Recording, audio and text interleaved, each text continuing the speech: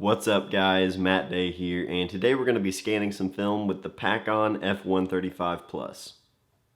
So I have done a video on the Pakon in the past, but I decided I wanted to update that video today. So just to give you guys some brief information on the Pakon, this is a 35mm dedicated scanner. That means it can only scan 35mm. There's no medium format scanning, large format scanning, instant film scanning. You're only going to be scanning 35mm film with the Pakon. Another thing to keep in mind whenever you're scanning with this scanner is the fact that you're going to be stuck using Windows XP to run the Pakon software. And that does seem like pretty archaic technology at this point, and that's because it is. But there are some ways to work around that, whether you're using a modern Windows system or if you're on a Mac. I'm going to show you guys exactly how all that works here in just a little bit. Now, because the scanner has somewhat of a cult following around it, they're pretty hard to find now, and the prices have gone through the roof over the last couple of years.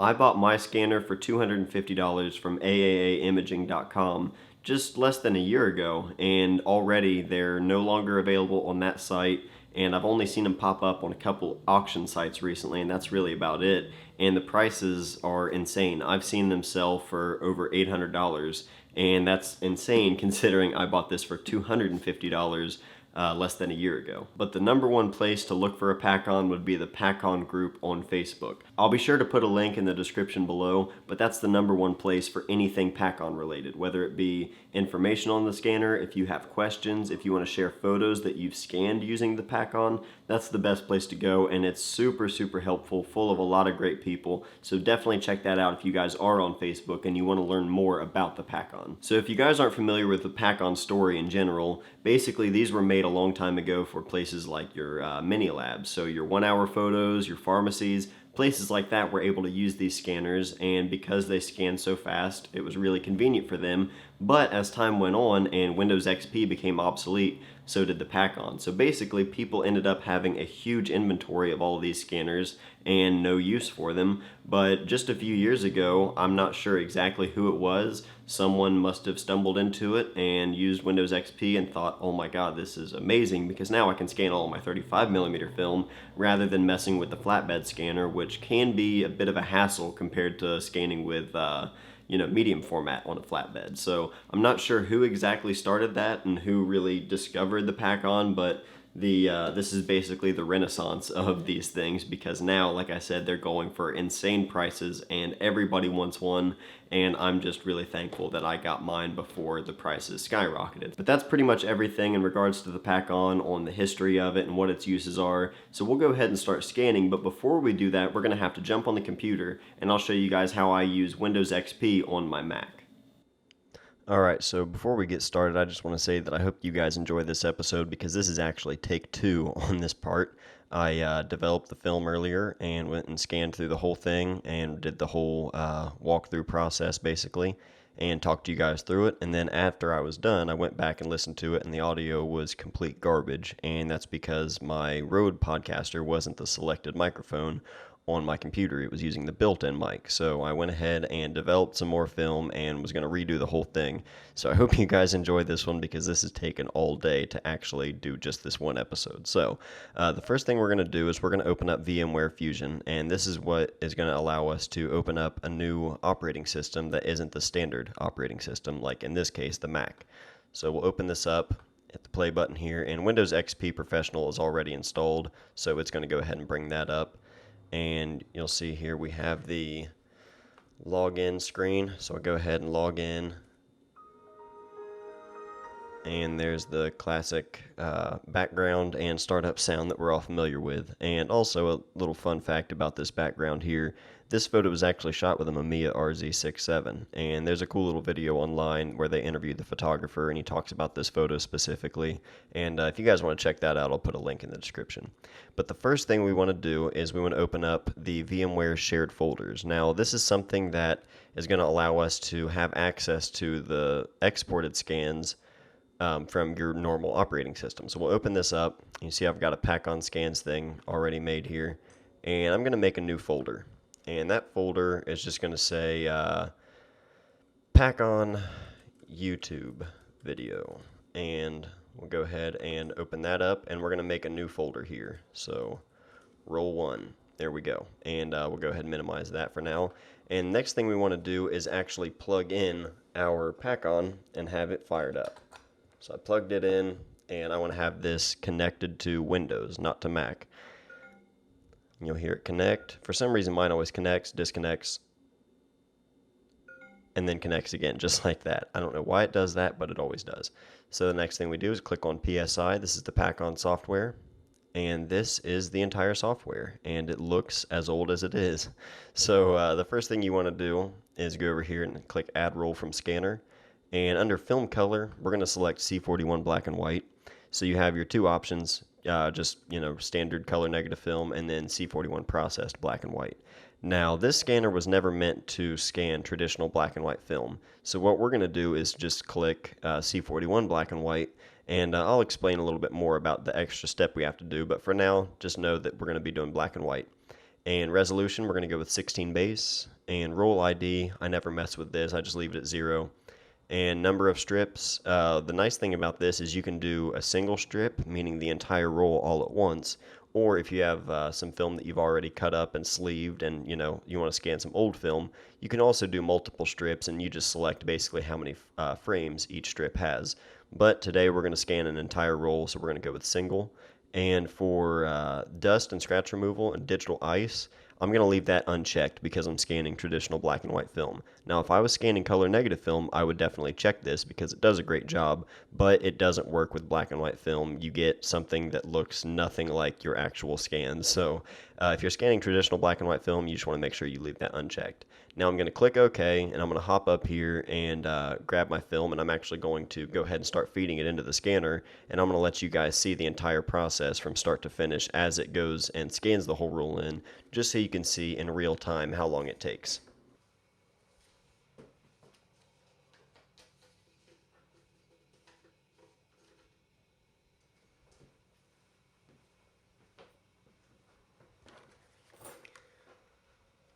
Okay, and I'm back at my desk now, and as you guys can see, whenever you basically feed the film into the scanner, it just pulls the film all the way through there, and you don't have to mess with it. You can get up, walk away, and come back to it in a few minutes, and you'll have all your scans ready to look at, make your adjustments and stuff like that. Now, one thing to keep in mind whenever you're filming or whenever you're feeding the film into the scanner is whenever you bring it in there, you want to feed it in there with the emulsion side facing in. So basically, you'll start with the first frame, of course, and you'll just flip your film over so that way it's going to, your film is going to be properly flipped around, and you're going to start with the first frame so that way whenever you scan it in, the sequence of your frames are all in order from, which you shot it.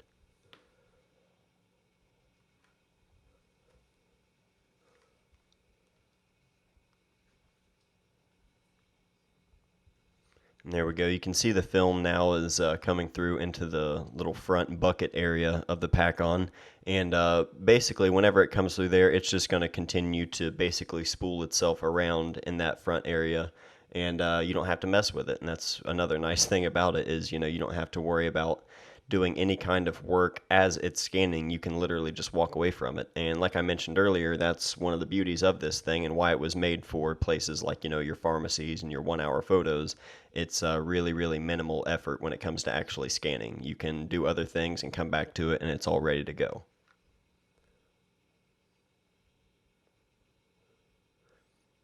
So the film I'm scanning in right now, it's a roll of film I shot with the Nikon FM2, and it's mainly just a lot of photos of our dogs. So some of the photos are from Molly and I walking the dogs, and some of them are just, the dogs in the backyard. This is not uncommon for me to scan an entire roll and all of the photos be of our dogs because if anyone knows me, they know that I'm a dog fanatic and especially of our own dogs. So pretty standard when it comes to this kind of stuff, but I figured it would be a fine roll to share with you guys.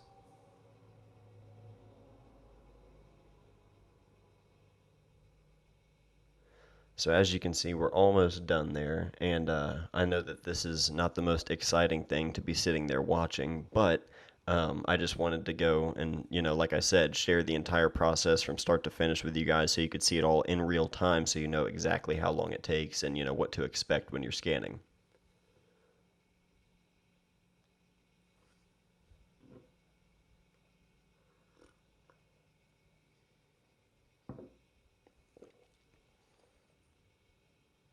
Almost done.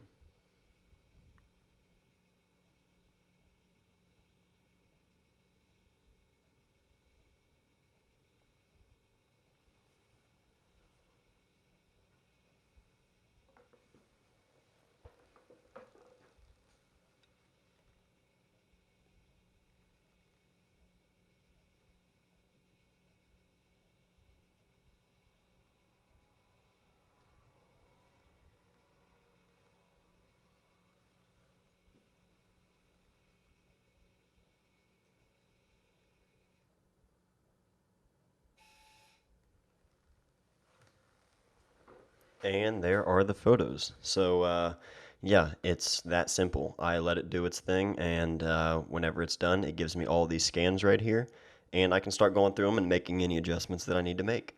So, we'll just take a look at some of the photos here. Photo of taker.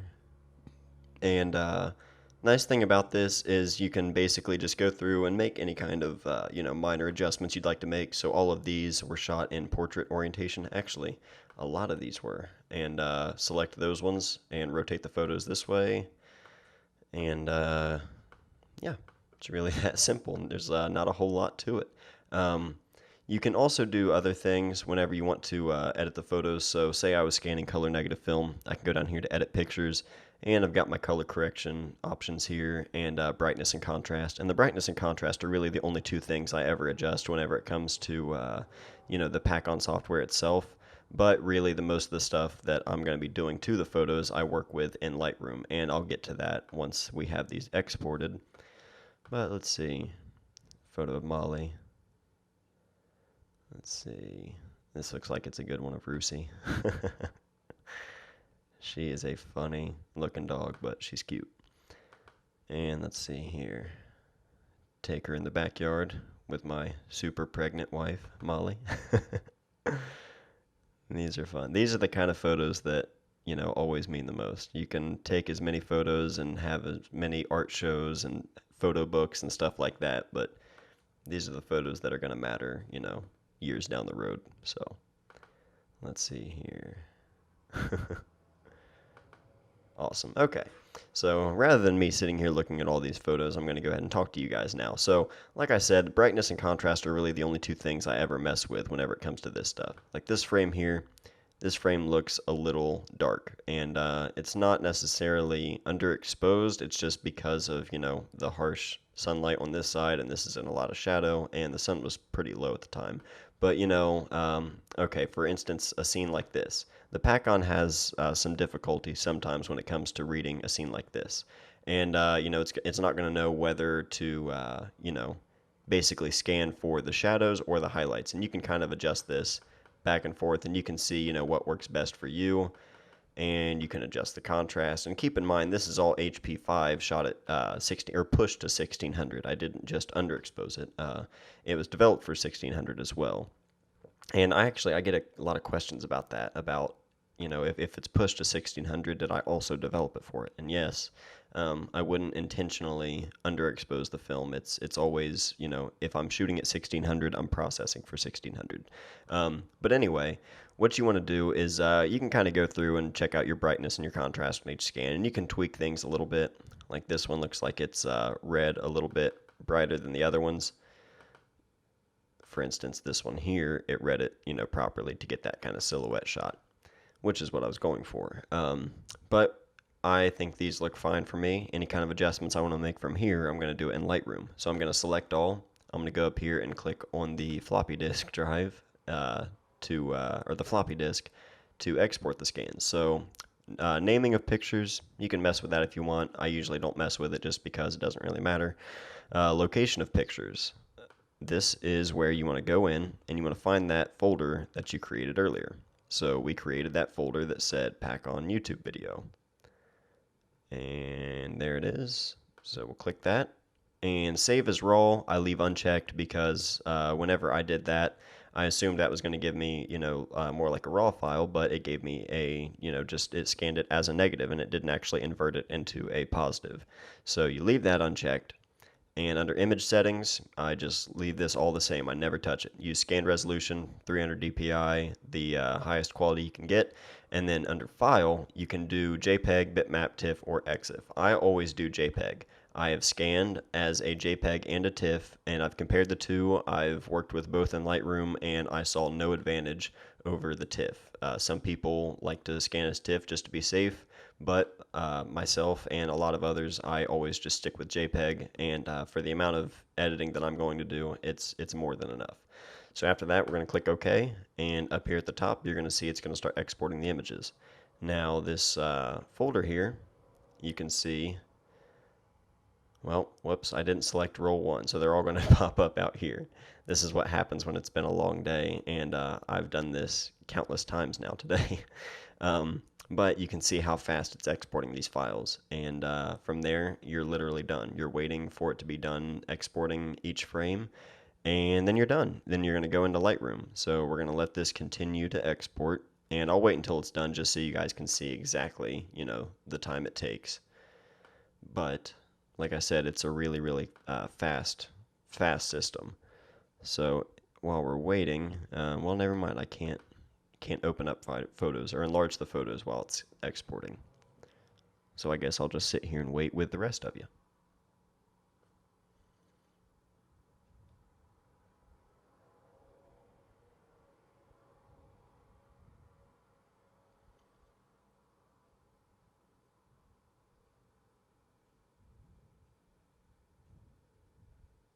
Okay, there we go. All of the photos are now exported, and now we're going to jump into Lightroom, and I'm going to show you guys, how I further tweak things, and one thing that you want to note for when it comes to black and white film.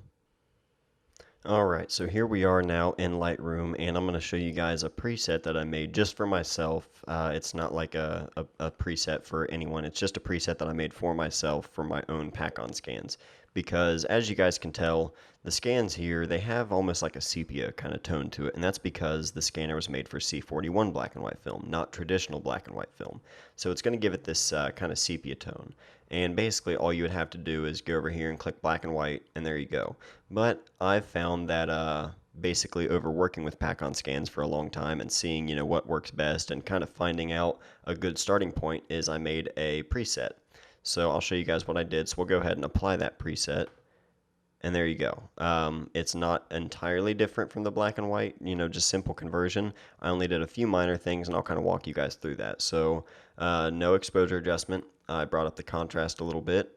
The highlights I didn't touch. Brought up the shadows, brought down the whites, and brought down the blacks.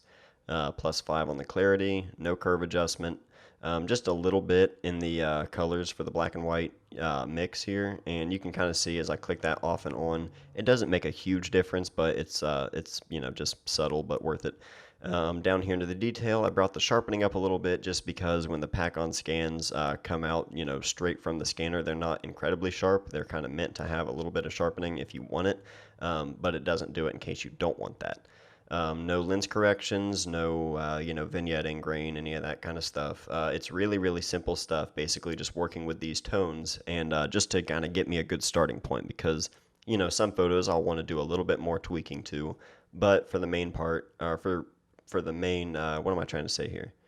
Basically, all I ever do is just basically start off with this Pakon black and white preset that I've created, and I go from there. If I think it needs it a little bit more, then I'll do more.